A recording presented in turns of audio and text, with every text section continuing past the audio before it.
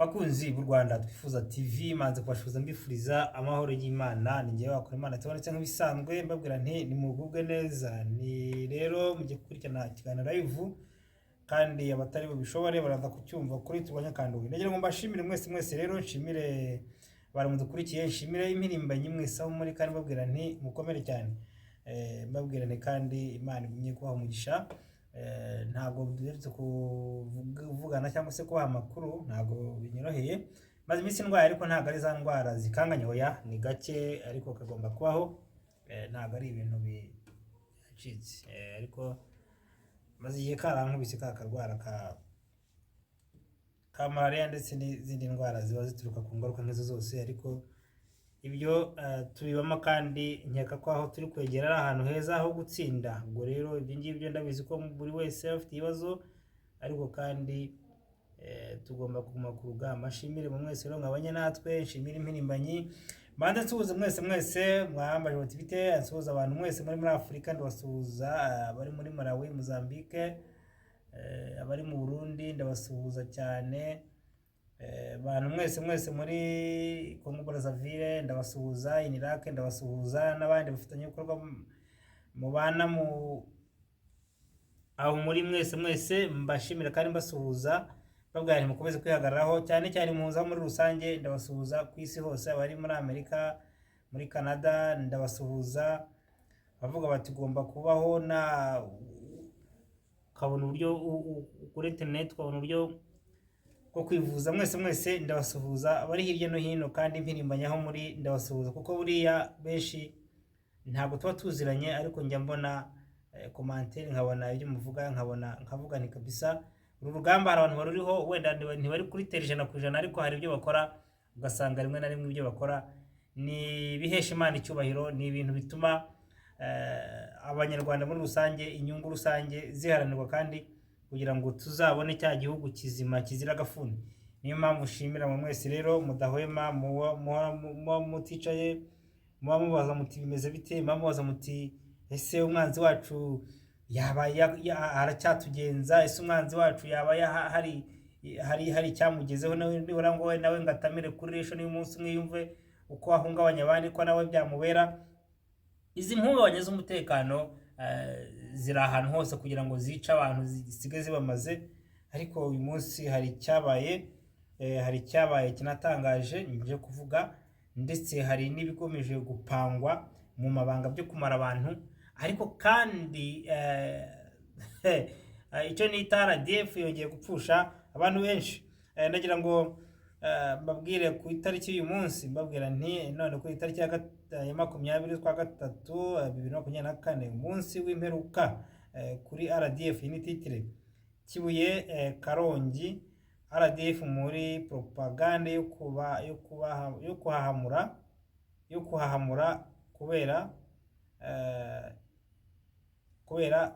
kubera izindi nyungu cyangwa se kubera ikikango ifite ikikango ndi aricyo nje kuvuga ahangaha ikikango ifite nibyo bari gukora muri kariya karere nibyo nje gusobanura ariko nimba utarakanze kuri sabone ukande sabone ndetse wibuke gukanda like usharinge n'ibiganiro kandi like ni ngombwa nimba turi mu kiganiro ugiye wibuka gukanda like mu kiganiro like ni igikumwe kireba hejuru.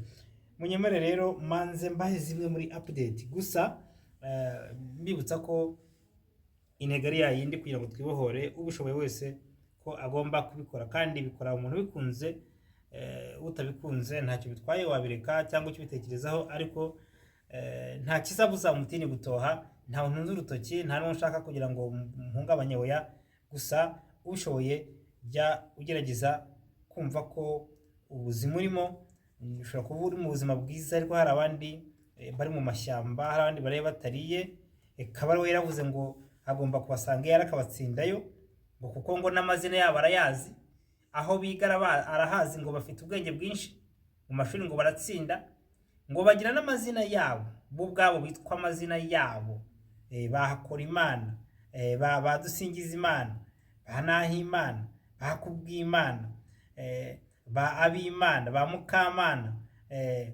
abo bose ayo mazina arayavuga akavuga ati aba bantu nuko muzabasanga bitwa kandi koko aba bantu akenshi ababantu bitwa amazina yo aturuka ku mana. Hari umwami cyangwa hari abantu njya ntumira ahangaha bakaza gusobanura iby'aya mazina n'ukuntu bano bantu bafite ubwibone, n'ukuntu bagenda bafata ikintu kiri original bakakigira pirate. Ibi ni ababisobanura mu mateka, ntabwo nari mpari biba, ariko kuko nanjye iyo ngendeye kuri iki kinyejana turimo, inkotanyi zifata ikintu kiri original. Nimba tuvuge, nimba mwaribonye kuri Rashidi, kandi nsuhuza imfungwa zose aho ziri nzihanganisha, mbabwire nti n'iritari rizajya. Aho Rashidi yakoraga umushinga wo gukora isuku mu mujyi wa Kigali, inkotanyi tayari zikaba zabonye nk'ejo zikaza kumwiba, bagahita bakora igisa nk'uwo mushinga. Kubera iki? Ntabwo bashaka ko hari umuntu ubaho. Nshimire mu mwese rero ndi kubw'Imana. Aragira ati turakumva, wakoze cyane kubimbwira rwose ntarabibaza, ikibi ni akanwa. Ati turakumva, mukomere cyane, Suwede nawe yabimbwiye. Hari wabaye wa mbere muri komenti yitwa Ndebyuru bya Ruhanga Samuel, wabaye wa mbere, komera cyane kabisa. N'abandi mwese komenti zanyu ni ingenzi, nkekeza ko uyu munsi turaza kwisoma zose, kandi nicyo mbashaka na secretary ndakeka ari mumfashe tukazisoma. Ndumva nta gikuba kiri bucike. Munyemere rero manze mbahe umunsi ndiye kuba amakuru ku ngingo ebyiri. Ndabaha amakuru uburyo ingingo ya mbere n'uburyo Kibuye, nkuko nabuzara muri titire, Kibuye Karongi, ibyo FPR iri gukora by'urukozasoni, aho bari kurongora abantu ku ngufu, ariko mucyo bari kwikanga. Ibi ndabivuga kandi mbifitiye ibimenyetso. Mbabwire ku buryo kuri Kongo, ndavuga kuri Faci ibyo yinjemo by'inkiko. Ese ibi ngibi byo bifite iyihe manda, kandi igihugu bari kugitera imirwe? Kubera iki byabaye gutya? Aya makuru niyo tugiye kuganiraho, ariko mfite update 3. Ya mbere ni ngiye kubabwira, ngiye kuvugaho. Ndavuga ntabwo ntindaho, wenda mwabyumva cyangwa se muzabyumva n'ahandi. Ndababwira uburyo abaturage Nyabihu, umukuru w'umudugudu, kubera ko abaturage bamaze kugira basanze nyine umukuru w'umudugudu bamwishe,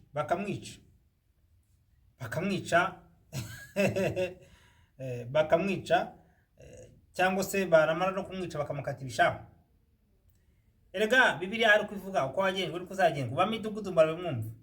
Erega buriya ntawe ntunza agatoke ngwishwa na naka, reka ntarango shiki ubwicanyi, ariko nabwe ko nta kintu kiba mu mudugudu atabanje kuvuga ati mukora ibinyaboneka.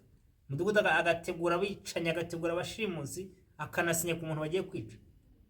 Byageze muri ba midugudu rero nabo baratahiwe, kandi gukorera karinga ruriya abandi bitakwibagirwa. Narababwiye nti iyi ngoma ngome, yaje ati Kabeho rwa Gasabo, Kabeho rwa Gasabo komera cyane. Urumva nzamwita nawe nagushuje, ari Muhammadi nawe nagushuje. Narababwiye nti iyi ngoma ngome uko igukoresha niko ugenda usatira urupfu. Uyu mudugudu bamwisha urupfu bamushahuye. Byerekana iki? Ba midugudu nange murabimwumva. Aha ni Nyabihu hano hirya handi kwa Ryarasabwa ngo ariko ngo biratangaje ngo kubona abantu ngo rwose ngo hari abaturage twumva ngo bashobora kuba ngo bafite impungenge, ngo bafite abana ngo muri FDL. Nta cyo nje kuvuga. Oya, FDL kabari yatuye kwa irangije, nta igihari, ntayo rwose. Niko yatubwiye ko nta barya ngo bagomba kuryama bagasinzira, kandi koko bishe barabarangiza. Uyu munsi bajya kwica abana bo mu mashyamba bavutse bakabitaye amazina. Nkuko bazasanga bazaza kwa turwanya kandi bati baturi intera hamwe. Hakumiro ufata umuntu wari ufite imyaka 5 jenoside bakamwita intera hamwe. Nyamara bo bari kubivuga, nibo bafashe mama bamusaturamo abana babiri, baramwica Kayitare abisimami. Ibi ni ibintu nabonye utashobora kumbwira ngo biragenda. Nkeka ko hari niyo wabigize ukundi mu mutwe wanjye bitavamo. Ibyo rero aba bantu icyo babigenje bagusarura mudugudu, bamwishe Nyabihu, bamukata igitsina, ibishahura bitwara. none se mwibaza ko azatwara iby'abandi ibyo we ntibabitware?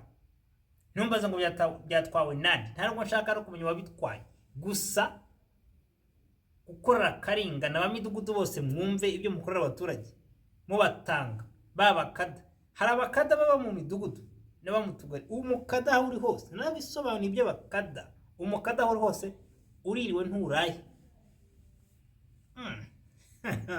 Ibyo umukada byo FPR yamaze kubishyiraho iherezo, izabamara mwese. Twakomeje ntabwo gitindaho. Nyarugenge uyu munsi nibwo habaye induru n'imivurungano, nubwo baza gufata umuzunguzayi abadaso. Abazunguzayi ndanabashimira cyane, bakavuga bati nta mpamvu n'ubundi mwaratwishe kuva kera, tugomba kugucakira. Ibi nibyo twavuze kuva kera. Turavuga tuti mwebwe abaturage mwifitemo imbaraga n'ubushobozi, mwere kuba nk'abantu ngo kiramujanye. Nimba bafashe umwe mwese muhaguruka. Baramucakira. Bamaze kumucakira, ubwo haza abadaso, baza nihara Nyarugenge. Iyo video ndayifite. Baza gukubita abantu, baza, ariko abatajya bavuga ati ntago mumukuraha. Bambonye bihagazeho, kandi daso arizo ziri mu manyanga no kuza gushimuta no kuza kwiba abantu ngo barabuza abantu gucuruza twa tuntu twabo ko kwidandariza. Murabizi inzara mu gihugu hari numa. Wari ukoze amanyanga batitiri umujyane kwa Kabuga. Umvise? Urumva amayeri yabo. Bafashe wari ukoze amanyanga bati arajya kwa Kabuga, bafata uhohotewe nawe bati bose bari bujye kwa Kabuga. Umuntu ugeze kwa Kabuga, buriya hari ibintu mvuga abantu bakavuga ati bakagira ngo wenda turwanya kandoni cyangwa se u Rwanda twifuza, ntago ari ugukabya. Iyo ugiye kwa Kabuga egare kujya kwa Gacinya. Kwa Kabuga bihwanye no kujya kwa Gacinya, abo gusa kwa Gacinya ho hari umwihariko wa wundi wo kukunanika bazanye ibuye ku gitsina. Ibyo ngira ngo narabisobanura. Ariko mwibuka ko kwa Kabuga hari abantu basikiriningwa bakavayo bajya kwa Gacinya kwicwa, gukubitwa amafuni bikarangira, abandi bagasikiriningwa bahabwa akazi. Ubundi birabira byihebe byo kwa Kabuga hari aba FPR ikoramo ikabagira abakozi, ikabatereninga, bakajya kwica, gusenya, kujya barongora abagore ku ngufu aho bariya bakeneye babuze, hanyuma kugira ngo babatere imigera. Ibyo byose haba harimo ibintu byigishwa byinshi FPR yifashisha. Biriya byihebe byose kenshi kwa Kabuga burya buri muntu bamukarasa mu cyiciro bakeneye bitewe naho FPR cyangwa se agatsiko ka DMI kabicanye kashaka kugukoresha mu kujya kwica, bitewe nuko bakubona, bitewe na experience bagufiteho, bitewe n'uburyo bashaka kugutoza, bitewe na maumbire yawe, bitewe n'imyitozo bitseho. Nguko byo kwa Kabuga rero akaba abandi bavamo bageze mu murongo utukura, bahitira direct kwa Gacinya kujya gukubitwa agafuni. Niko byaje kugenda rero. Aba bazunguzayi ubwo babaza uburenganzira bwabo bati mwebwe haraba ati mwitonde, bagiye kujya kwa Gacinya. Induru ziravuga, bamwe barakomereka abandi bagira gute. Ariko uwagiye kwa Kabuga burya nawe ngiye mufata nk'umuntu ugiye kwa Gacinya, kuko kwa Kabuga hari benshi bahagwa, abandi bakarizimirira, abandi bakarigiswa, abandi bakagirwa ibikoresho nk'abagore benshi. Maze ko umugore kwa Kabuga nawe ibimukorwa muramuzi, murabizi. Umugore wagiye kwa Kabuga avayo nyine, avayo ruhambiriye, nta kundi avayo ruhambiriye, kuko bahita murabizi. Cyo rero kwa Kabuga n'ubundi nta cyiza cyo kwa Kabuga. Ko rero niko byagenze, abaturage bihagararaho kandi bagaragaje imbaraga zabo. Uko byagenze uyu munsi Nyarugenge n'ahandi mu bikore gutyo. Abaturage hirya no hino mu masoko aho baza gushimuta, gutwara inka, gutwara ihene, ngo ni za mitiweli, ngo nayo umutekano, ngo nayo irondo. Mwese muhagurukira hamwe kandi mujye mugira ukuntu mwiyorganiza. FPR yere kugira gute kuza kubashimutamo umuntu umwe. Buri muntu wese agire uko agomba guhura na mugenzi we, kandi bitabaye hatajemo yama teranya yabo ngo nekuye ngo mu gihe muri twa tugoroba two kujya kujarwa ngo nyanaka yari iki, ninde wagezeyo, ninde wabavuganye, ninde wamushuhuje, byo mubivemo. Ni ya mayira kari agatsiko ko guteranya no kumarisha abanyarwanda. Aha, icyo nacyo nkirenzeho. Leta ngaruka noneho ndavuga kuri M23. Mwabibonye ko uyu munsi mu ijoro ryakeye barashwe cyane, ndetse muri teritwari cyangwa se mu nkengero za Sake n'ubundi n'ahantu hitwa Ikaruba hapfa abasirikare benshi ba RDF. Ariko mu kumara gupfa muzi ko ejo rero bahanuye n'indege y'u Rwanda ya drone ubwo yagerageza kwinjira mu kuvogera ikirere cya Kongo cyangwa cya leta ya Kongo, iri kuneka gufata amashusho ndetse no gucunga ibyo bari gukora. Ngira ngo mwabonye ko barayirashe. Ariko uyu munsi nibwo hongeye kugaragara abantu benshi bapfa, imirambo myinshi kuri iyi misozi. Murabizi ko Karoba harwaniye cyane, muri teritwari za Sake harwaniye cyane, Ikibumba harwaniye cyane, hakabaho icyo bita bombardement, kubarasa ku buryo buhagije kandi hakoreshejwe ibitero bikomeye hasi no ku butaka, nako ikirere n'ubutaka. Ibyo rero ntabwo Rose Ben nakubonye komera cyane, Topiste w'Imana komera cyane, Maniragaba nawe karibu, Shakuru Benjamin nawe ikaze. Ubwo rero uko byaje kugenda, ntaga kagatsiko ntikajya kava ku iziba. Icyo gakeneye ni ukuzabona abantu bose bashize, bakabona guhunga cyangwa se bakijya muri rwa rutare rwabo Igabiro hasi hamwe bacukuye munsi mu ndage, bakitwikira mu nzu kuko rwa rutare ngo byagenze. Nicyo barindiriye. Byagenze gute rero? Bamaze kubarasa, kubirwankana ku mihana myinshi bari bavuze ko bafashe, ntabwo byaje kubahira. Abasirikare benshi ba RDF bapfuye, abandi bafatwa amateko, hapfa abasirikare bagera muri 460 ba RDF, hafatwa abasirikare 7 matekwa. Gusa nuko bambwiye ko hari n'abandi bafatwa nyuma yaho, ariko ntabwo ndamenye umubare. Bakimara gufatwa no kuba vurira umuheto cyangwa se kubarasa, kuko ngo iritabara yaratewe. Aka gatsiko ntabwo ni kajya ubundi kabura icyo gakora cyangwa kabura icyo kavuga. Narababwiye nti FARDC ifite ingambanyi, ifite abantu pe bararwana bagafata bakaduye bakamukubita. Ariko kubera iki bamara kurwana aho bafashe bagahita basubira inyuma ntibagume ibirindiro bakabita, cyangwa se bati tugiye muri Suserufe? Ibi biba nimugire ngo ntibyabaye ku ngoma ya Habyarimana umukuru w'igihugu cyangwa se umubyeyi w'igihugu. Kandi navuye amagambo bikababaza. Kagame se ko umubyeyi ntazana agafuni n'akandoyi, ikimubeshejeho si amaraso y'abahutu n'abatutsi b'inzirakarengane yirwa menera hari ku gishitani cya Rusoro bajya kureza.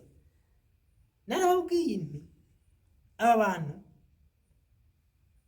icyo bagamije ntibashobora gusubira inyuma kereka babonye umunyarwanda ashizeho. Bakimara rero kubitwa no kugira ngo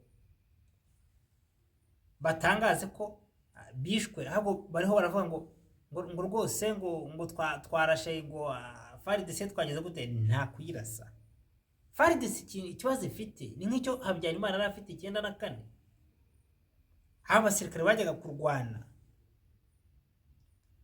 bakirutira batarwanye, cyangwa se hari n'ababwiye inkotanyi, ubu ngo ngiye kuvuga amagambo cyangwa se ngiye kubabwira bati akandoye harongera bigaruye. Oya, tujye tuvuga ibintu biriho. Espoir ati karibu cyane Espoir. Abwira abasirikare b'inkotanyi bamaze guhatwa ikibatsi, hatari ko murajya he? Inkotanyi zibunze izo ni ingambanyi zariho, ndetse n'uriya musaza witwa ngo ni general wamarishije abantu. Hati murahunga mujya he? Abwira inkotanyi zigeze imusha zipuringa zigenda zihunga zibati kibatsi cy'ingabo z'u Rwanda zikwabya Imana ziradukubise. Hati murajya, hati numugaruke, hati amasasu ntayo bafite. ariko ubu yirirwa aho ngaho njyewe nize mu Budage, njyewe ni generali, njyewe ndi ibiki. Generali utaba mu ishyamba, generali utagira ingabo, generali nyabaki. Erega narababwiye iki gihugu kizabohorwa n'abasirikare bari determine, kandi habayeho kumvikana kw'abanyarwanda, habayeho gushyira hamwe. Izi mbaraga zose ubona inkotanyi zigenda zitatanya, umwe ati mfite groupe aha, undi ati mfite inda aha. Inkotanyi zishimishwa no kubona hari uturwi twacanyemo, ko ntabwo bashaka kuba bazi FPR izi umwanzi bahanganye. Uwo nita umwanzi, burya umuntu murwana umwita undi umwanzi. Ariko intwaro ya mbere ni ukumanza gucamo kabiri. Nese nimba bafata umugore bakavuga ati bamuteranye n'umugabo, bagafata umututsi wari hanze y'igihugu witwa umuvantara, bati wowe uruta abandi bose, akaza yica abatutsi bose bo mu gihugu. Bagafata abahutu bake nk'ababampura na Rucago, bati mwe muri indatwa, muri abitangaza, ati nimwirege mwemere ndi umunyarwanda, musansibiriza abahutu bene wanyu bemere ko mwakoze jenoside, ahubwo mubwo muti turi kwihana, turi kwicuza, bati musabe imbabazi mu izina ryabo. Bagafata abatutsi bake, bati namwe mugende mujye kuko reba bemeye ibyaha mubahe imbabazi. Nyamara mbabwire, iki gihugu kizabamo abatutsi, abatwa, abahutu, aya maboko yose azabamo. Ariko FPR Karinga itayateranyije ntago ishobora kumara kabiri. Iyo tuvuga njyewe, iyo mvuga nti bariya abantu bavuye mu ishyamba ntibashobora guhinduka. Uzarebe ubugome bw'umuntu wavuye mu ishyamba ntago buhwanye n'umututsi wari mu gihugu. Oya, abatutsi mu gihugu barishwa. Uzajya no gusanga urebe bampura icyo ari gusabira urupfu Kizito, ati kuki atari yishwa, ati bigeze he, hagiye kurira boroga. Ariko umwanzi wacu mpora mvuga, FPR yarangije kumenya ko idatatanyije abo bantu, idatatanyije ayo moko, itashobora abanyarwanda. Hakaba n'abandi nka bato mu birwa noneho baba extremist, birwa bigisha ikintu cy'urwango mu rubyiruko, kwangana. Nyamara nkibutsa ko interahamwe zari ziyobowe na Kajuga Robert, zari zirimo abahutu n'abatutsi. Uwari uzi kureka Kajuga Robert ni umututsi wahungiye muri Canada, ari ku yandi mazina, hanatitse Abanyakandoyi, uyu muntu yarapfuye. Muzatubwira aho yaguye, ariko amakuru mfite imva bayishyinguyemo iki se? Abo bantu ni abanyamayeri, none uyu munsi bakubiswe bamaze kuraswa, aho kugira ngo Kongo ijye gufata. Erega Kongo ifite ingambanyi, kandi abwiye abakongomani, igihe mutari mu rugamba ngo urugende ruve ku butaka bwanyu,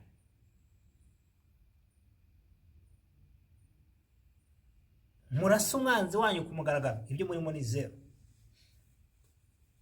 Twakomeje, ndagiye ku ngingo ya mbere nari ntinzeho gake, ariko aha ibyabaye i Karuba, inkotanyi zapfuye ku bwinshi, ndetse kugeza ko muri aya masaha y'umugoroba bari batari babona uko batwara imirambo yabo. Korororo, mukomere cyane, nagushuhuje.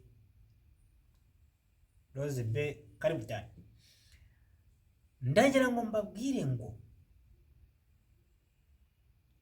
nta munsi n'umwe inkotanyi zemera ko yapfushije, nta munsi n'umwe inkotanyi zemera ko bashimuse cyangwa bibye abantu cyangwa se bafite ikibazo. Igihe cyose bahora bahisha ubwambure bwabo, bahora bahisha ubwambure bwabo. Hari impamvu mbwira abantu, ingabo aho muri hose, abanyepolitiki aho muri hose, iki ni igihe cyo gukorera hamwe, kubemera ko turwanya ingoma Karinga, kubemera ko turwanya agatsiko k'amabandi ka FPR. Nimba umuntu ari kurwanya inkotanyi akaba avuga ati ndahera, nawe urahera hariya, nta mpamvu yo kumurwanya. Njye niko mbibona, ni nako njye mbitekereza.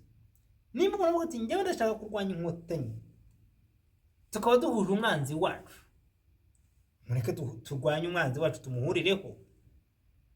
Ndavuga abanyepolitike n'abasirikare, uhera aha kando yahera aha, nitumuhuriramo hagati, ndabizi icyo dupfa kizaruta icyo dupfana. Aho ndaharenze njye kuri ya ngingo ya mbere. Ngeze ahantu hitwa Kibuye ndetse na Karongi, mu mugambi mubisha wa RDF, binyuze mu Cyama,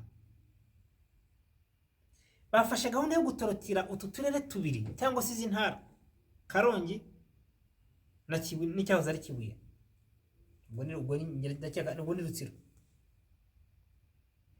wo kujya bafata abagore ku ngufu. Byaratangiye, ntago mvuga ngo byaratangiye, ubu guhera saa 11 barafata abagore ku ngufu. Hari ibimasa byerejwe uwo murimo FPR yashyizeho, ariko benshi ni abasirikare kandi banarwaye bwa burwayi budakira.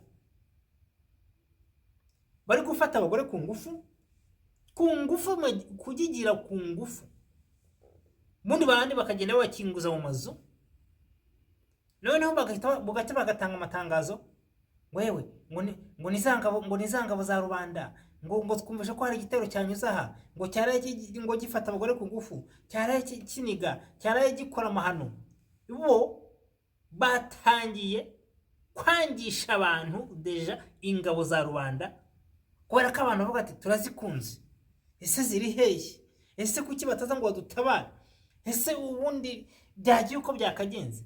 Ariko FPR yatangije umugambi wo kujya bafata abagore ku ngufu, abandi bari kubasanga mu nzu bakabafata bagakubita, abagabo bakaboha. Ibyo bakabikora mu kugira ngo mu gace bagatanga itangazo, bahare hanyuze ingabo za rubanda, bati mwumvishe abantu twavuze ko hakurya hariya, bati mwumvishe ibyo barebaje bafata umugore ku ngufu, barebaje babazirika umugabo, barebaje barungura umugabo, bareba. Kandi ni inkotanyi ziri gukora aya mayeri. Aya ni amakuru mfite nakuye ahantu hizewe. Abari Karongi,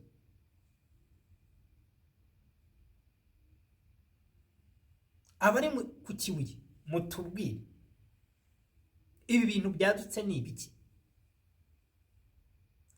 Bo kuko hari icyo bikanga, kandi uko byagenda kose rusubiyeho ruzarengera. Ntago mbabeshye, uko byagenda kose munsi n'umwe inyanirere rizavuka pe, kandi izavukira mu kiraro cyayo. Bari gufata abagore ku ngufu, inzu ku nzu, bica abantu, baniga baboha, bya bindi twajyaga tubabwira bimwe bakoraga ejo bundi bunagana barongora umugore arabaga 10. Noneho ntago bari kuzambaye uniform z'igisirikare, hoya bambaye civile, ariko n'abantu muri RDF n'abandi bantu mu gatsiko n'abakada batoranyijwe, ariko kenshi harimo abantu bafite uburwayi budakira.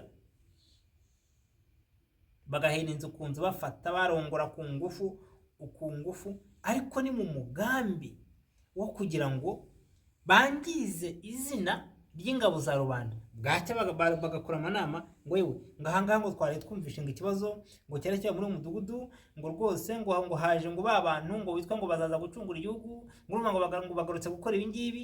Bari kubeshyera ingabo za rubanda, ariko bo nicyo bari gutegura guhamura abaturage ngo batinye izo ngabo. Umunsi zizaba zamaze gusesekara, bazavuga bati ibyo zabakora ni mubizi. Bo bari kubikora kugira ngo bahahamura abaturage, bamanze bangize iryo zina ry'ingabo za rubanda, bamanze baritinyisha abaturage, bamanze berekane ko ibyo abaturage biringiye nta biriho. Nguyo FPR, ngaya mu mayeri y'aba bantu. Ngibyo tubabwira tutari ko mwigwa mu mutego. Aba bantu bahora biyoberanya, aba bantu nta cyiza cyabo, aba bantu bakora icyaha bakakitirira abandi.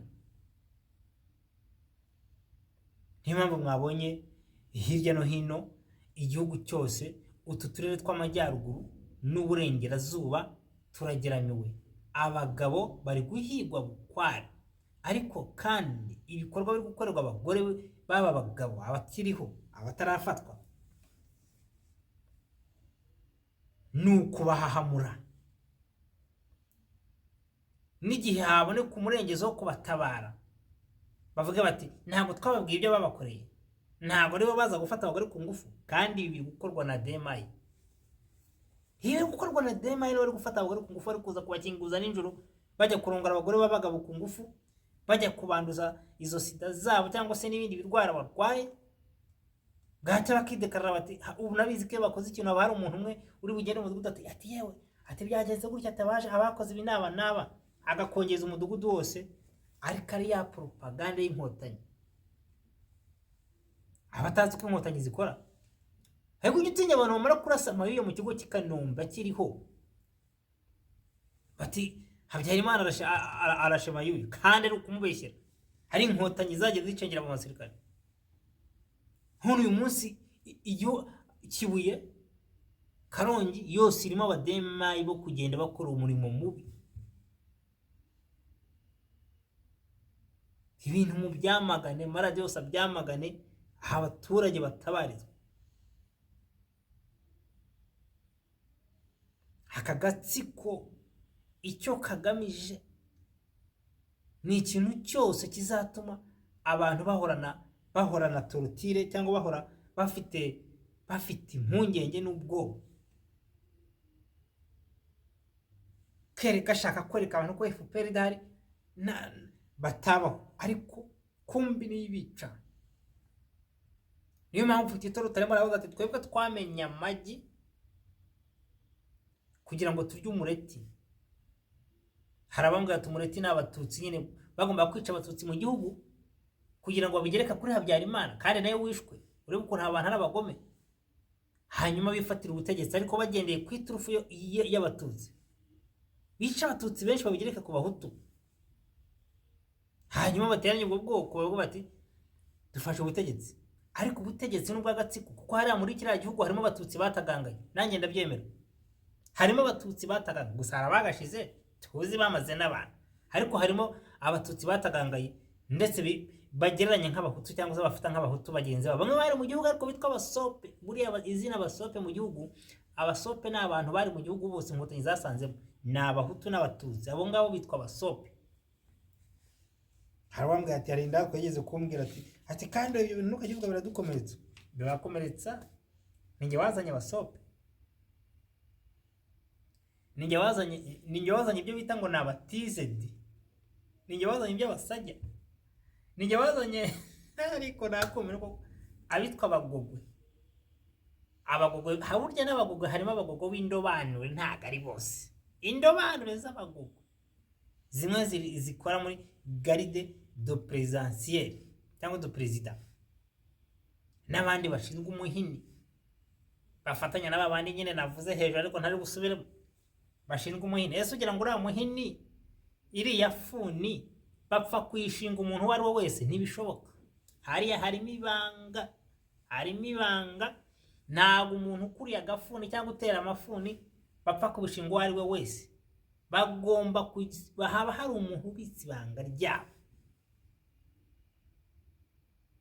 cyane ko bariya abantu bica abantu batera amafuni ntabwo nabo barama, arica akica hashira imyaka 10 nayo bakamwica, kandi bakamwica mu mayeri, ngaguye muri ambiscade, yaguye mu mpanuka, ubundi ukumva agiye imbere bakamurasa, ubundi ukumva nawe ibintu byinshi. Abantu niko byagenze. None se barasuriye umuntu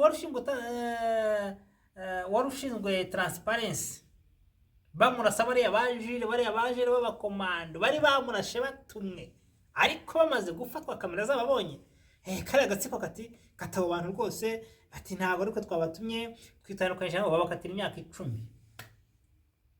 Bukeye bati bahawe imbabazi, bageze nimba ari kuri 3, ubu bashoka baranatashye, kandi bahembwa barahawe ibintu byose, baragura bamaze. Umushiki warabizi ko nkuzi, ndakuze hariya mu murenge wa Masaka, sakumbaza ubugambo ni iki? Aba bantu ni amashitani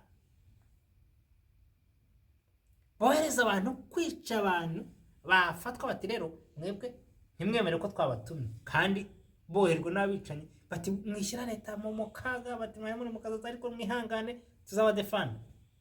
Ubundi ujya kwemera kwica abantu, wafatwa na shitani agutinya kwihakarika kwigarika, mwashize hanze iyo shitani.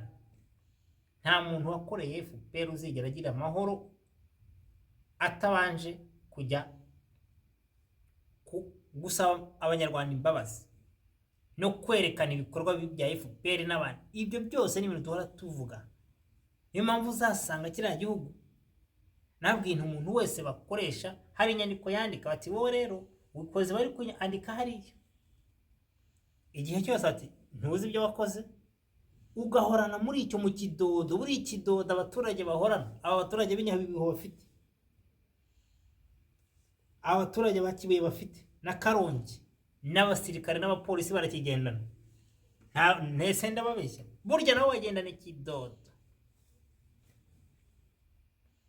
Murabizi ko mu gisirikare no mu gipolisi odasiyo mahombe ni ndiyo, kora iki ndiyo, niyo utanga kugikora uba wigumuye cyangwa usitaniye ikiyongozi, ushobora gucaginga amakesi n'ibindi byaha.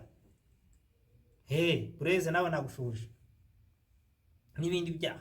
Niyo mpamvu mbwira nti buri muntu wese aba agomba hari hose kugerageza kwitandukanya n'inkotanyi, cyane cyane ba mudugudu, ba gitifu w'utugari, ba sedo, ba gitifu w'imirenge. Ibyo mukora igihe kiraje kibabaze, kandi wabatumye azabihakana. Bakomeje ingingo ya 2. Murabona ko muri Kongo uwitwa umuyobozi wabo, perezida wabo Nshima, mu bintu byinshi yakoze ntako atagize, ariko aho bigeze turahurira abakongomani tubahamagara.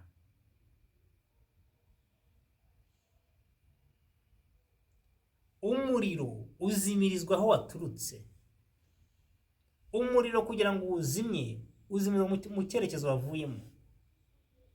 Nubwo umuyobozi wabo ari kuvuga ati nagiye kubarega mu nkiko, bageze mu nkiko, cyo nta kintu bwe FPR na gito, ntacyo yibwiye, nashaka agenda mu nkiko zo mu ijuru. Reka baragumya bendereye, baragumya bakomeze badivasinga. Icyo bakeneye bwe nongere mbwira abakongomani, bo bakeneye kugira ahantu bafata bakahabandama, bakaherekana, bakagaragaza imbaraga zabo, Kongo ikaza kubanegosiye.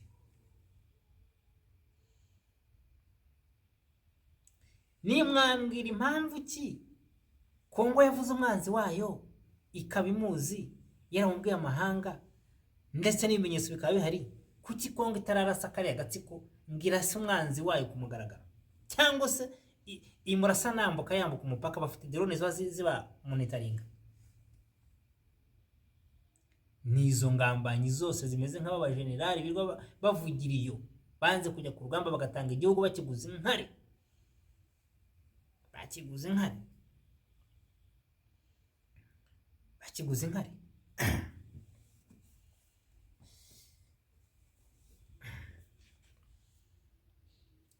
Hanyuma igihe cyose bagora badindiza. Uko badindiza, uko bashuka umuyobozi w'igihugu, ariko ntabwo mpamvu baramushuka kuko umuyobozi w'igihugu bareba kure, nambabure nimba hari aho ndengereye. Uko bagenda bamujijisha igihugu kiri mu ntambara,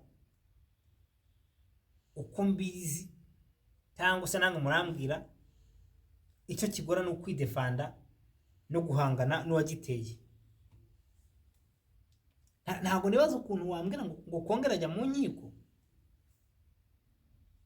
kandi umuntu wayiteye ariho yimunogoza, ariho avuga, ariho arasa umunsi ku wundi, yica abaturage umunsi ku wundi, ariko Kongo ikaba itagira icyo ibikoraho. Genda nibaza nange mumbwire uko mbitekereza, nimba ari uko mbitekereza.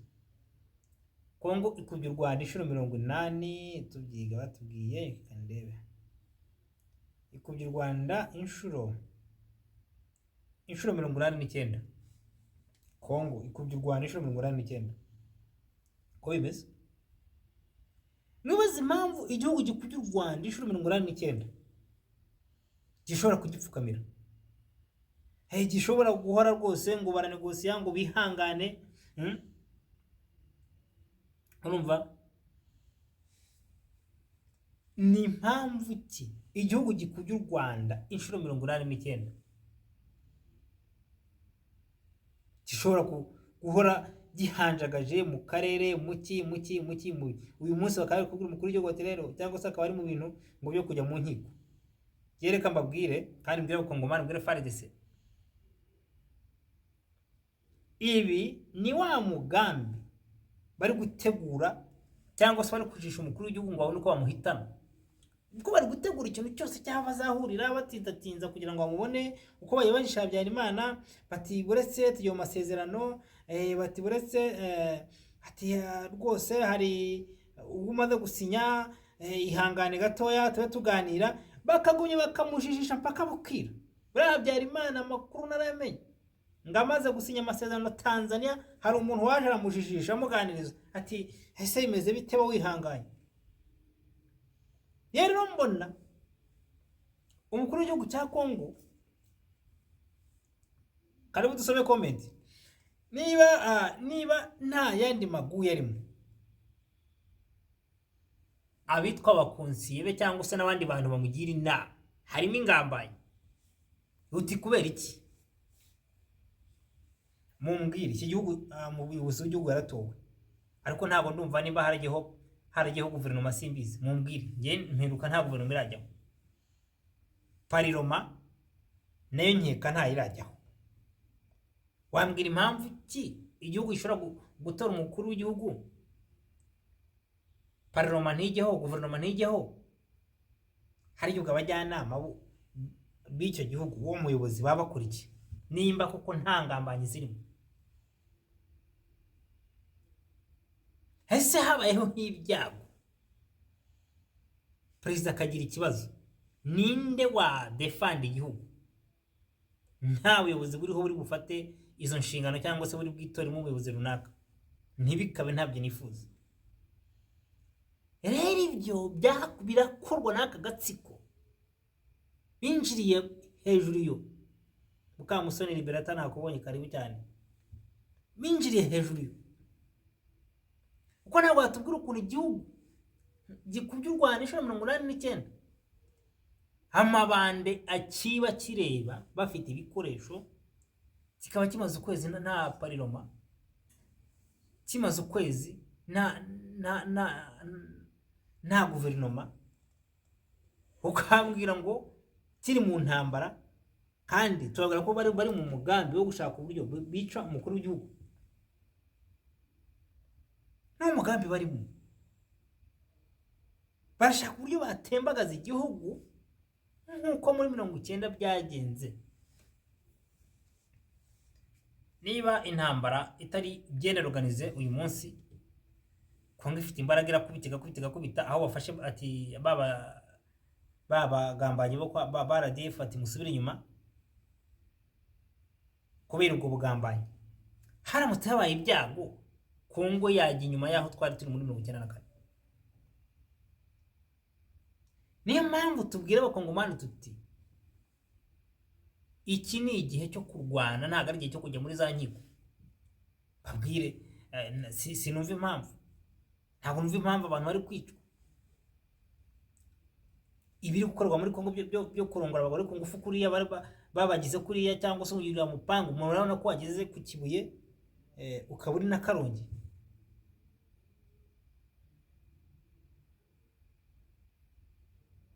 Ariko guhuza ibi bikorwa, bagahuza ibikorwa biri kubera muri Kongo gukorwa abaturage n'ibiri gukorwa hano hafi y'imipaka yabo, kandi igihe cyose bagahora bagenda bati n'abatutsi ati n'abatutsi ati bari guhigwa.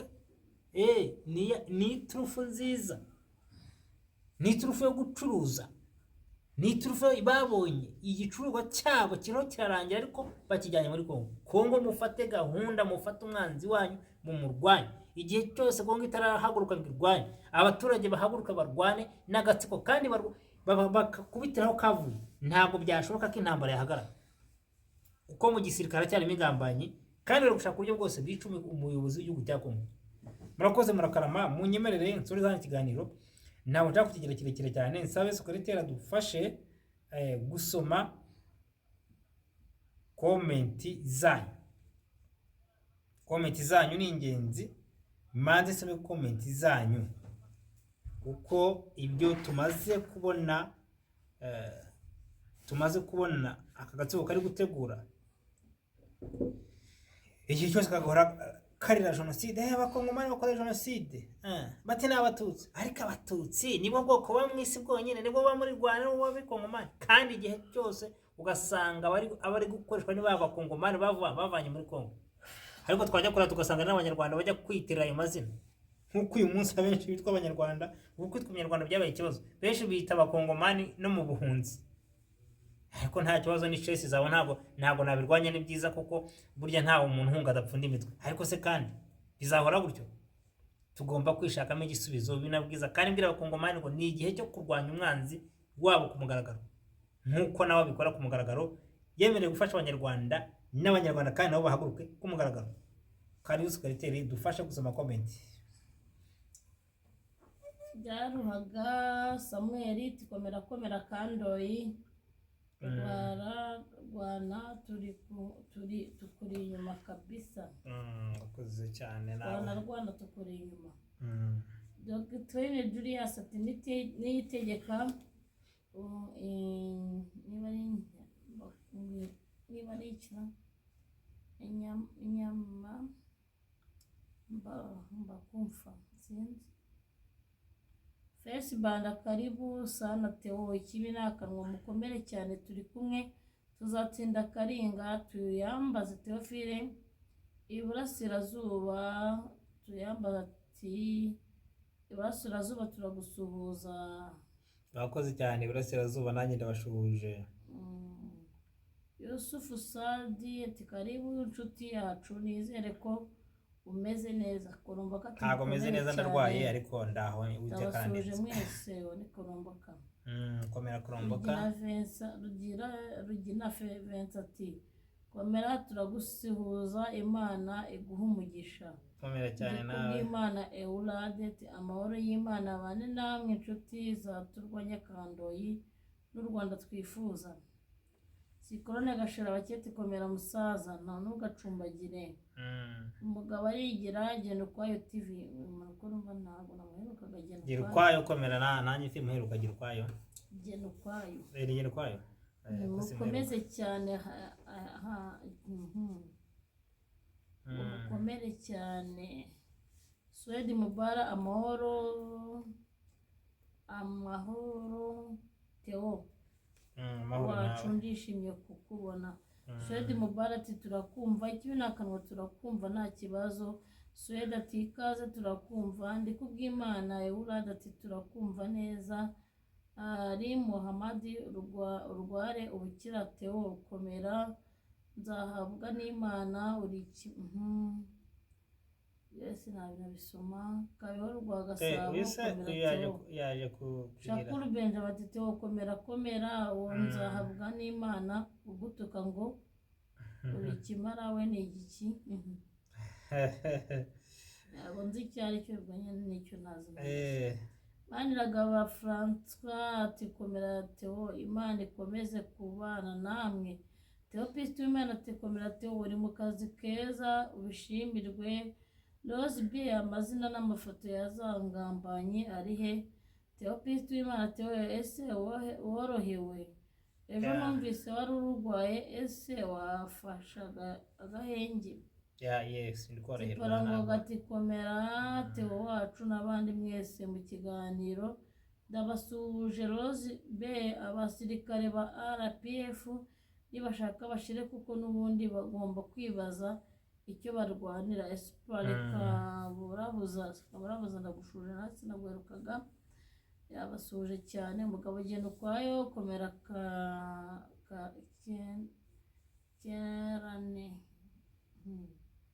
Freeman mutabare nanjye naje Theo wacu we nubwo njye ubuzima buri kwanga kubera uburwayi ariko ndarikanuye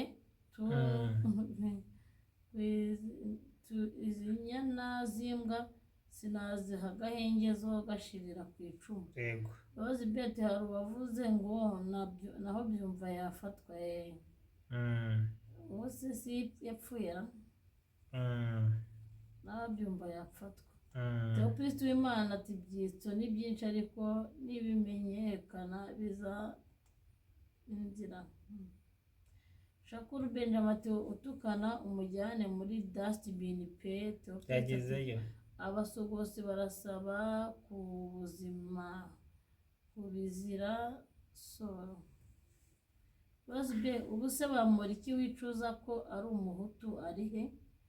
Korora ati mukomere abari hano. Rose Beth Freeman mutabare komera niba urwaye shaka ibyatsi ucanire n'imibirizi byose unywe kuko abari mu Rwanda mugomba kwiga kwivuza ibyatsi kuko zibategeye kuri utwo tubari twabo ngo n'amavuriro. Utwo tubari twabo ngo n'amavuriro ngo nitwo babategeye. Korora ati maze iminsi naracikanywe n'ibiganiro pe nzashaka umwanya wo kubyumva byose. Korora ntabwo byagucitse kado yararwaye ntabyo yashyize muri iyi minsi. Agasigwa Jonathan komera Theo turi kumwe dufatanyije nirize hamwe UPF igende buheno. yego Rose Beth abagore bagenda bana insenda bazibamene mu maso no kuribwa bibando byabo bazinukwe bisuke mu maso no kuri ibyo bibando byabo numbaze. Kororo Rose Beth Freeman arwaye iki natubwira uko yiyumva tumubwira ibyatsi byo gutogosa cyangwa byo gukoramo icyayi ngo asunike iminsi. Hano harimo abantu bazi kuvura kuba nyamara bajya banatuvura barahari. hari umuntu wampaye umuti kandi ndagushimira sinkuvuze hano muri comment. umuti wampaye wangira akamaro urakoze kandi tusinzira vuba ariko dutera gusinzira kabisa. uyu muntu yankoreye umuti ndagushimira. Rose Beth ahubwo simeruka kuwukora. Rose Beth kororo mbibonye aho hejuru ko atameze neza. Freeman mutabare tubwire neza uko wiyumva. Theophiliste Uwimana ariko ni ukwitonda za maneko ni nyinshi kandoye Theophiliste ni zirahari turabizi Theophiliste we zirahari kabisa. Yezu wanyite mukomere braza turagusuhuje. Kandi Theophiliste yaranabivuze amata yambi Yezu wagenda kuramukije. Theophiliste Uwimana ati bareke twarabavumbuye ibyo binyoma twarabimenye. Rugira Andre ati muraho neza mukomere ndabasuhuje. Mukamusoni Beata wankunda gusuhuje. Barakomeza kwendereya ku advancing RDF muri RDC. Theo ujye utwigisha amagambo y'igikotanyi menshi uzi ko tutanashobora no kuzivengera ni tuvuga ururimi rumwe kuzivengera kuzicengera cyane kwigisha igikotanyi mugomba kumenya kugisoma. Kristo w'Imana ati komera Mukamusoni kuri kose ati ndabaramukije mwese. Mukamusoni ya Theo Paroma ubu yagiye muri RDC na PM yarabonetse w'umudamu asigaje gushyiraho guverinoma kandi RDC ubu yirukanye burundu Union European mu bibazo byayo. ariko ni kuri ibyo mu gukora. Yesu wanyita abakongomani ni mucane maremare cyane umwanzi wanyu ntaryamye. Mukamusoni batabahoro mwese bavandimwe ndabaho iminsi myinshi. Mukamusoni Beata Theophiliste Uwimana nakwikirije mama yambi. Theophiliste atari ko mubona tutaragize Imana tukabona nk'aba bazihunze aya makuru twari kuyamenya gute shabona ba Mukamusoni baba bayibitseho.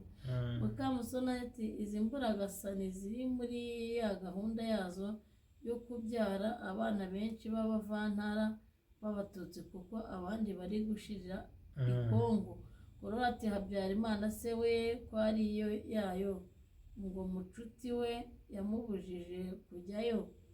Undi ati ashwida mujashaka ubuhamya bw'uwari umusemuzi we uko byabagendekeye uriya munsi araswa nibwo byumvikanye kana neza. Korora ati sekreteri komera agusuje Korororo Sikrone ukira kuri Korororo komera cyane ndagushuje kandi ndagushimira ikintu uvuze. Habyarimana yari afite abantu bamujijisha kandi bitwa abajyanama be bari hafi aho, afite abantu bamugambaniye ariko atabizi cyangwa se sinzi wenda nimba atarakoraga analize ngo arebe cyane. Ni nk'uko uyu munsi Gisekedi ariko ari kujya ngo mu nkiko ari kuzenguruka ariko ntago ari igihe cyo kugenda mu ndege no kuzenguruka igihugu cyaratewe. Nafatira urugero kuri Nkuru Nziza nyakwigendera iri ntwari y'u Burundi kandi ndanyishima Imana we ruko ridashira. Wigeze kugera muri 2015 akabona amabandi yamute ya FPR akavuga ati sinzongera kuva mu gihugu, bakaza no gukora kudeta ikarata nyari amabandi. Nawe rero nabikore gutyo kugira ngo atabara igihugu kandi akure kare agatsiko mu nzira nkuko yabyiyemeje. Sikrone Gashirake ati ubundi kera inyenzi zazaga Kongo abandi nabo bakajya mu Rwanda, none Kongo irakina mu bikomeye kurega Yesu ku Mana. Theopiste w'Imana ati Habyarimana baramurangaje ngo nimugoroba indege barayihanura. Mahoro Nyoni y'inshuti Kandoyi Colonel Moyu yarashwe ku itariki 19 z'ukwa kane saa 6:45 araswa na Serija Birori wo ku Gikingoro. Serija Birori wo ku Gikongoro. Ku Gikongoro. Okay. Ariko Mahoro Nyoni nyinshi afite amakuru, aya makuru yavuze niyo rwose. Ariko na Nasimucyo Mahoro Nyoni nyinshi amakuru niyo na Nasimucyo niyo kabisa. Asarihe mwaka. Nasi ntabwo namubonye. Tukurikira tukamenya ko Mahoro azimitse ibitero bimwe. Mumbwire na saha ntari Nasi mazinzi mfite amakuru ko hari ibitero umuhigo amanywa nijoro. Mahoro Nyoni nyinshi ati kandi yiherutse kuvuga ko Colonel Kanyarengwe azwi ko ari umwe mu basirikare ba mbere ba SM batangiranye na Habyarimana, azwi ko yavuze ko azasangira n'abatutsi ari uko uruhara rwe rwameze umusatsi. Ati kandi kuri Colonel Kanyarengwe inyenzi zijya gutera mbere ya 1990 zasanze zikeneye umuhutu uzwi kugira ngo zizemererwe. Bamuteza umugore amwihambaho birangira mwinjiye mu nyenzi haramucengera rwose. Ndayisaba Jean Damascene buriya Rusesabagina na Thomas Nahimana ninde uzayobora ko RDF igiye gushirira Kongo. Gusa ni mutabara u Rwanda opposition ikorere hamwe. Namwe n'ubyo mu matora rimwe muzatora. Theopiste w'Imana atariko abakongomani barabizi ahubwo sinzi ikibura ariko tutarabagaya natwe dore duheze hanze nta kwinyambura. Mahoro Nyoni nyinshi ati nyumba yasigaye yagiye kureshya Kanyarengwe ubwa mbere iwe ahamara icyumweru amubeshyeshya akarimi k'isukari. Kanyarengwe aranga asubirayo bwa kabiri amucyura mu nyenzi. Ati barumashana turahari indwara turazirabya rumashana korose rumashana utajya utubwira n'umuti w'ibicurane wa mugabo. Rose B Mukamusoni Liberata yame neza ayo makuru ukuntu Kongo yirukanye Union Européenne. Mahoro Nyoni nyinshi ati Rwigema agihura na Kanyarengwe yasimbukiye hejuru yishimye cyane ubwo basubirana i Dar es Salaam. Nyerere abakoresha inama muri hoteli Kilimanjaro kuko bazatera u Rwanda bakica Habyarimana. Freeman Mutabazi ati mfite ikibazo muri gross intestin, mfite uburibwe bwinshi ku buryo harimo n'ubwo yifunga, ariko ushake n'icyo bita amakara yayandi makara y'abagorozi. Amakara y'abagorozi, ariko hano harimo abavuzi ndabizi. Abavuzi harimo ahangaha mu muvure Freeman. Umubyeyi wacu ujye utubwira utuntu tugutyo two kudufasha. Harimo umuvuzi hano hantu, harimo abavuzi bagufashe Freeman. Cyangwa se ukubwirira hano kuri kamera cyane ko uvuze uburwayi ufite. Ashobora kukuranyira ngo turwaye kanwe nawe ukareba ukuntu uyu muntu uzabimugezaho akabimenya. Mukamusoni ya Tati Rose komera muvandimwe, ni uko bari kuvuga ko noneho perezida wa LDC yitandukanyije na Union Européenne iri gushyigikira agatsiko mu bujura bwabo bw'amabuye. Mukamusoni ya Tati Rose muvandimwe, ariko nibyo navuye kwa Mubenga kandi rimwe yivugira ibyo yakoze ngo byabaye. Rugira Andre ntimwibagirwe Like Theo kabisa na secrétaire ndabemera rwose. Like rwose muzi kubiteho tukabimenya na Sabone. Uyu munsi ndananiwe cyane nyine nanjye nta courage mfite kabisa, simeze neza. Rose Bet Mukamusoni ayo makuru araryoshye. Kongo nifate intwaro zayo izubakire indake, nirangiza isezerere icyitwa Amerika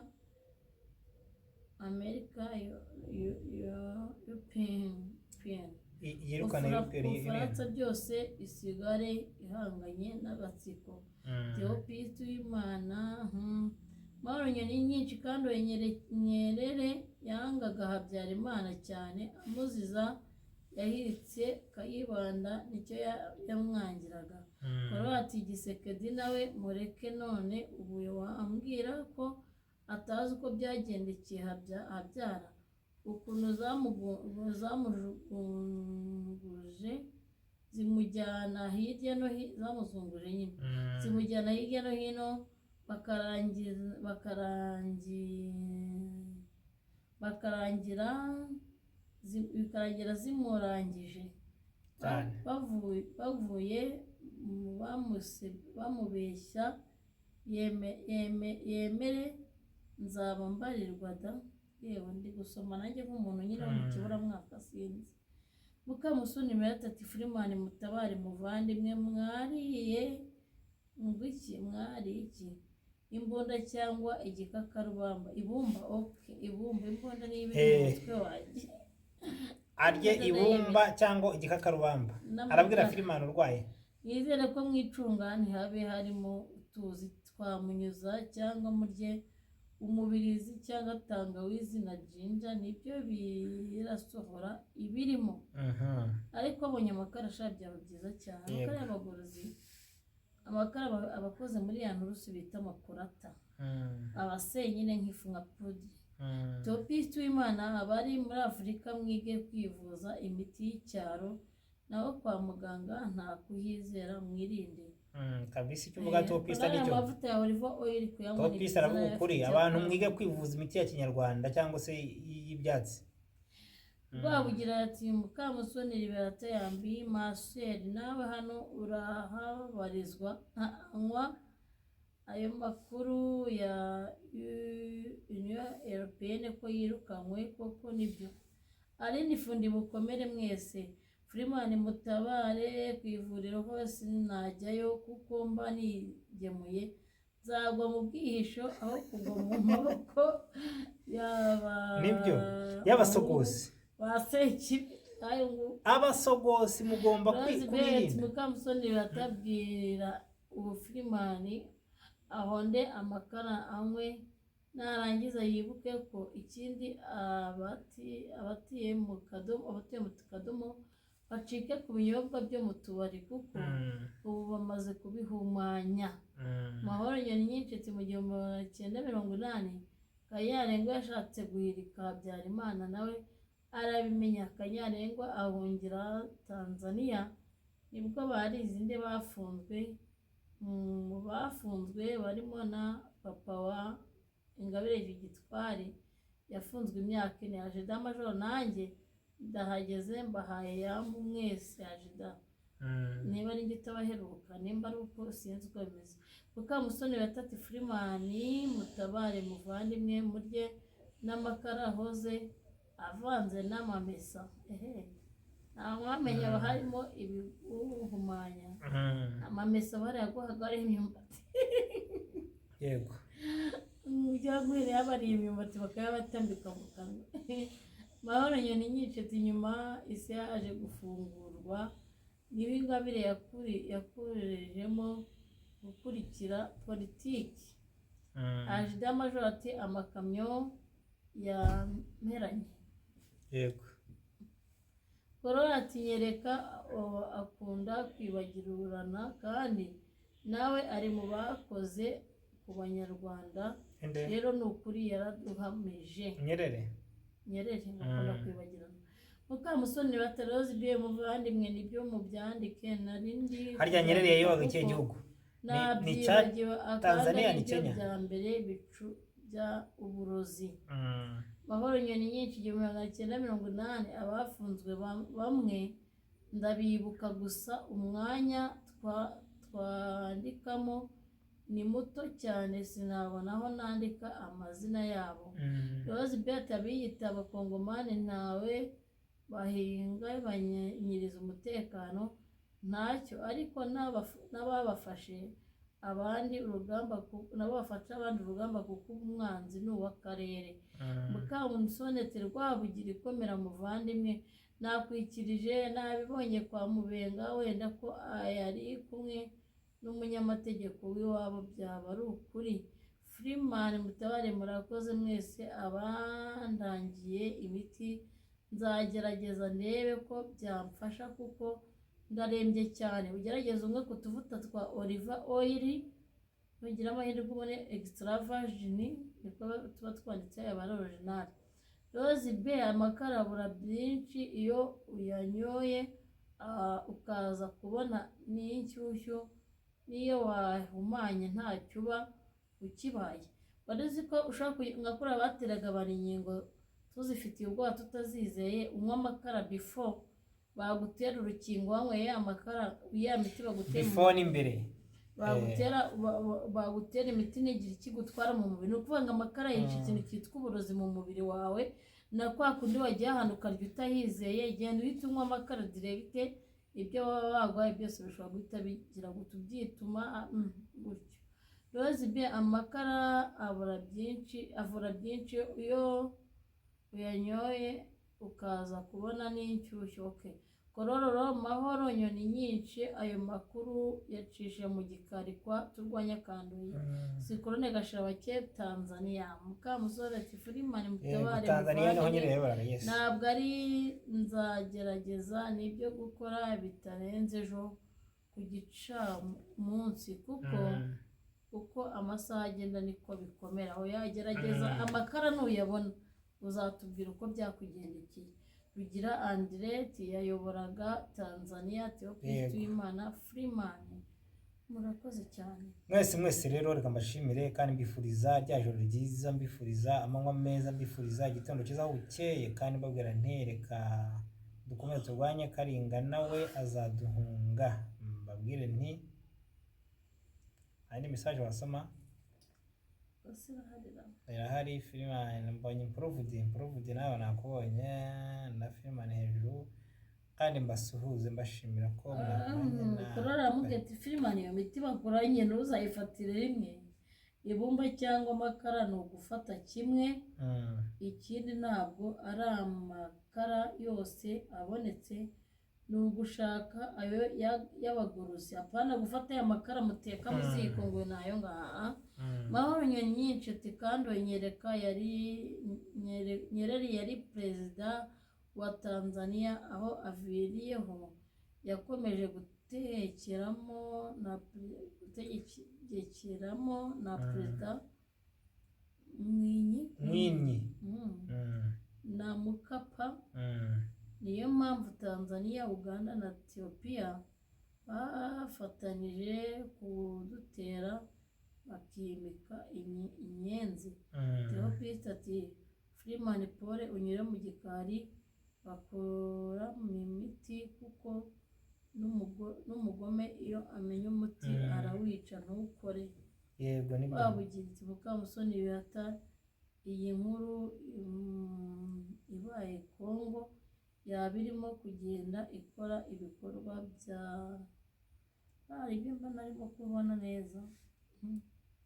Munyemerere ibaye ariyo Kongo yaba irimo kugenda ikora ibikorwa by'abagabo nakwishima. Yirukanye iyo European. Nibyo. Mukamusoni yatati kororo komera muvandimwe nta kibazo ariko bikora umuti warurangiza abisekurire hamwe mu isekuru. Okay, yabyumvise ubwo nizere ko umuti bamuhaye awukurikiza kandi tukeneye kumubona ejo atubwira ko cyangwa ejo bundi atubwira ko hari icyo byatanze. Munyemerere rero mwese mbashimire kandi mbifurize rya joro ryiza abantu mwese twabanye muri komenti.